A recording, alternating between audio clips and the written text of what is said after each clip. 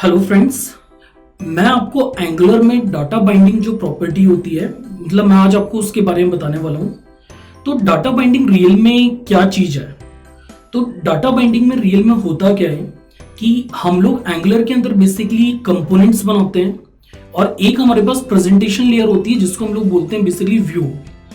मान लीजिए, सपोज करिए कि आप कोई भी डाटा कंपोनेंट से ट्रांसफर करना चाहते हैं व्यू में, या व्यू से अगर आप कोई डाटा ट्रांसफर करना चाहते हैं बेसिकली कंपोनेंट के अंदर, तो आपको बेसिकली डाटा बाइंडिंग की रिक्वायरमेंट पड़ती है।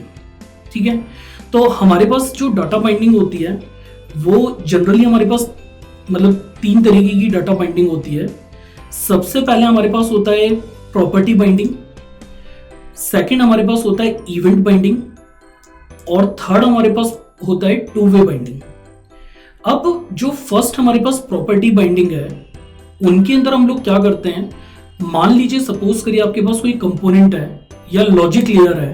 ठीक है, उस कंपोनेंट पर आपने सपोज करिए कोई वेरिएबल डिक्लेयर करा। मैं एक जस्ट एग्जांपल बता रहा हूं, आपने एक वेरिएबल डिक्लेयर करा और वहां पर कोई वैल्यू असाइन करी। अब आप चाहते हैं कि एग्जैक्टली जो कंपोनेंट के अंदर आपने एक वैल्यू असाइन करी है उसको मैं फ्रंट एंड पर या प्रेजेंटेशन लेयर पे दिखाना चाहता हूं। तो हम लोग जो ये यूज करते हैं यहाँ पर एग्जैक्टली प्रॉपर्टी बाइंडिंग का यूज करते हैं।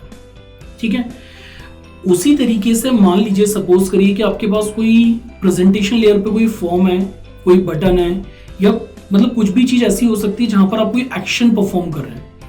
आप चाहते हैं कि एग्जैक्टली प्रेजेंटेशन लेयर पे जब भी आप कोई बटन क्लिक करें, ठीक है, बटन क्लिक करने पर एग्जैक्टली आपका जो डाटा है वो अगेन कंपोनेंट के अंदर आ जाए या आपके पास बेसिकली लॉजिक लेयर पर आ जाए। तो आप यहाँ पे जो सेकंड वाला यूज करते हैं, यहाँ पर ये इवेंट बाइंडिंग यूज करते हैं। ठीक है, तो इवेंट बाइंडिंग सिंपली आपके पास क्या चीज है, जब भी हम डाटा को व्यू वाली लेयर से कंपोनेंट वाली लेयर पर हम सेंड कर रहे हैं तो एग्जैक्टली हम क्या यूज करेंगे, यहाँ पे इवेंट बाइंडिंग यूज करेंगे। और थर्ड होता है हमारे पास टू वे बाइंडिंग। जो टू वे बाइंडिंग है वो कॉम्बिनेशन है हमारे पास बेसिकली प्रॉपर्टी बाइंडिंग का और इवेंट बाइंडिंग का।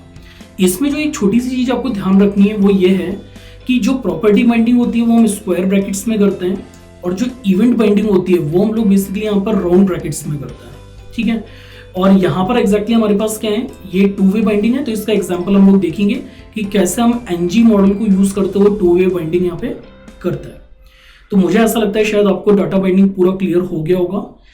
तो डाटा बाइंडिंग में सिर्फ हम डाटा को फ्लो करवाने वाले हैं एक लेयर से दूसरी लेयर पे। इनकेस अगर आपको कोई भी डाउट है तो आप एग्जैक्टली मुझे कमेंट बॉक्स के अंदर पूछ सकते हैं।